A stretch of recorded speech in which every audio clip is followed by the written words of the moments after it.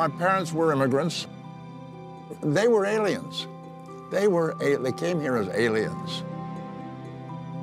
I sometimes say that they came to the United States as aliens and became citizens, and I was born a citizen, and I went to Hollywood and became an alien.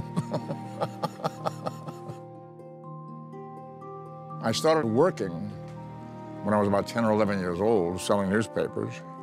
I started acting. My first paid job was around 1950, working at acting and directing and producing and writing and so forth. My brother and I are first generation in our family, born in the United States. My parents came from Russia, and they had a tough time getting away from where they were and crossing the ocean to get to the United States. My dad was a barber. He found a job barbering eventually in Boston, and that's where I was born. My brother and I were both born. Captain Spock. I was attracted to the Spock character because Gene Roddenberry said to me, this is a person who has an internal struggle. He's half human, half Vulcan, born of a human mother, a Vulcan father. The human mother obviously has human emotions. The Vulcan father has repressed his emotions, if he has any at all. Sorry. For an actor, that's fertile ground, to be able to play a character that has an internal life like that.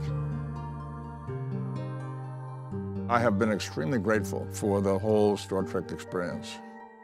The fact is that Star Trek was resurrected several times. There was the first pilot, which was not successful. The network was concerned about the Spock character from the onset. They asked Gene to eliminate the pointed ears, and he said they're concerned about the Spock character because in what they call the Bible Belt, people might not welcome that character into their homes because he looked devilish. Gene was very firm about it. He said, we're going to keep the pointed ears, and it's going to work, we're going to be okay. The network found the first pilot too cerebral, they said. Not straight-line story enough. And unusual in that they decided to try a second pilot. And the second pilot was a much more direct story. We had a serious, specific problem to deal with, and that's the one that sold the series.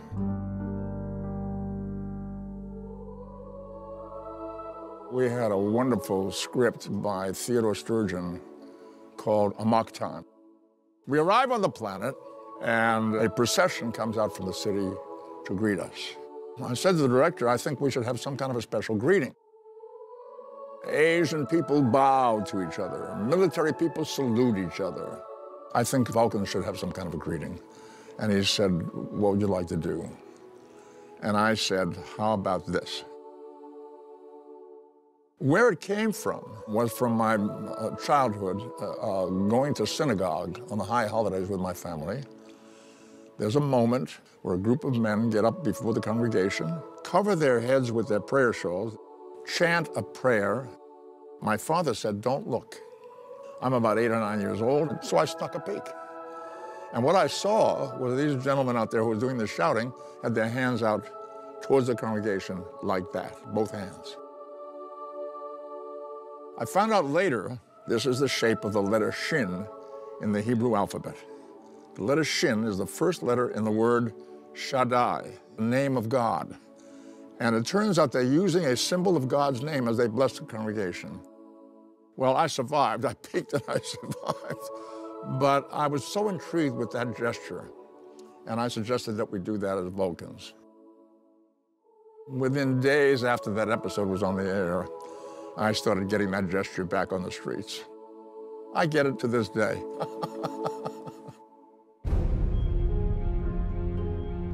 At the end of the second season, Star Trek was canceled. There was a tremendous amount of outpouring of energy from the fans, demonstrations, letters. I think the network reported they had something like 110,000 pieces of mail over a 2 or 3 week period. And finally, the network decided to go for a third season. It was not a terribly successful season. It was in a very bad time slot, in my opinion. At the end of the third season, Star Trek was supposedly finished. Then, about, I think a couple of years went by, and we began to hear rumblings about Star Trek successes. Star Trek being picked up by individual stations around the country in what they call syndication, and they were finding enormous success. Stations were running it every night at 6 o'clock. Women started complaining that the dinner hour for their family was being destroyed by people wouldn't come to the table to have dinner. In some cases, they were running it in the afternoons, and college professors were complaining that people weren't coming to class. They were in the day room watching Star Trek at 2 or 3 o'clock in the afternoon.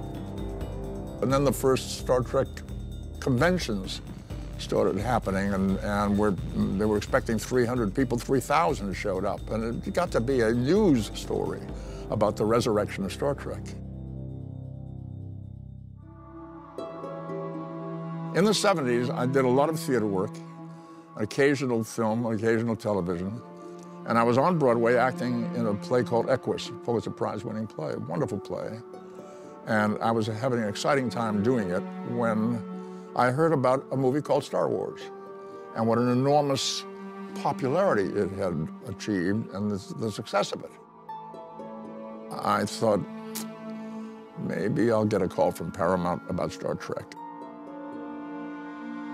And sure enough, I got a call from the studio asking me if I would consider acting in a Star Trek movie, and that's where that whole process began. The movies have had a really kind of, I think, an interesting history. Star Trek I opened with great expectations and was a moderate success with the Star Trek fans. It wasn't really a dynamic Star Trek movie. Number 2 was much, much better, and frankly, put the franchise, the Star Trek franchise, back in the water. We had been kind of a beached whale after the first one.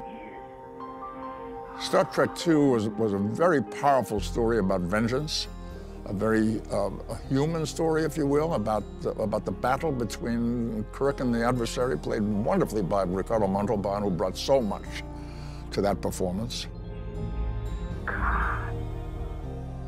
The fact that Spock died at the end of that movie gave it a very, very emotional, an emotionally wrenching scene. I had a very tough time with it because I really thought when we did that, that this would be the final Star Trek movie. By the time we got around to playing that scene, I thought, this is going so well, I might have made a terrible mistake here letting Spock die. Spock! At the very last moment, as we're about to finish with that scene, Harv Bennett comes on the set and says to me, is there anything you can give us that might be a string into the future for the Spock character? And I thought, oh, okay, what can we do here, huh? And I said, I can simply say, in a mind meld with McCoy, who's now unconscious on the floor, just say, remember. Remember. And that was the thread that carried us into the next Star Trek movies. We had been through some dark times in Star Trek. Star Trek III gave us the death of Kirk's son, which was a tragic and trying experience and a dark story. I decided, with Harv Bennett, we should lighten up. Let's see if we can have some fun. I became curious about the possibility that Earth was threatened by the loss of the humpback whales. And that's how the Star Trek IV story began to come to life. Star Trek V was Bill Shatner's time at bat. I had directed 3 and 4. It was a kind of a takeoff on The Wizard of Oz.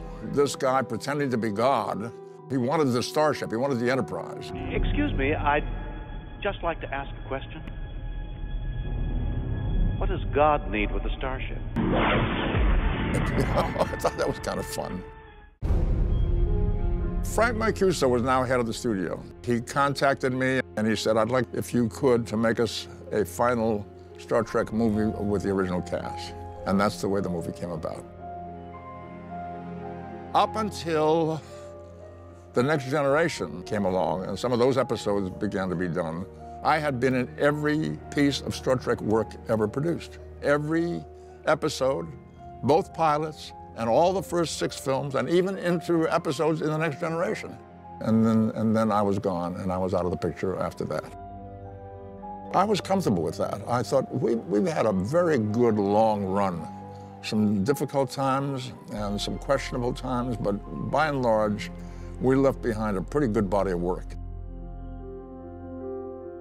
Then along came J.J. Abrams, who found a way to crack it open to an entirely new and different audience.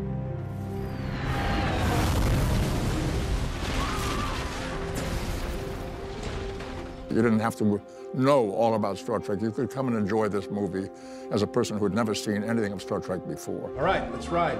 I could see during the making of it that it had great adventure elements.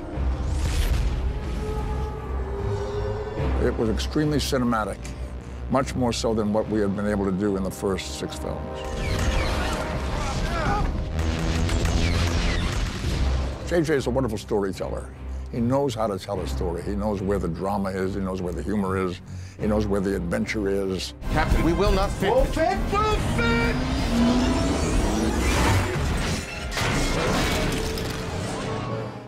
I've enjoyed working with them twice, and I think it's been very successful. I think the franchise now is in very good hands. Chris Pine is a wonderful actor, wonderful actor. Zachary Quinto, very talented, great guy.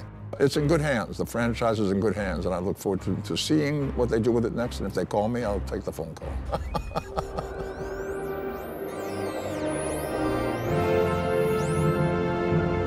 Mr. Spock. Mr. Spock.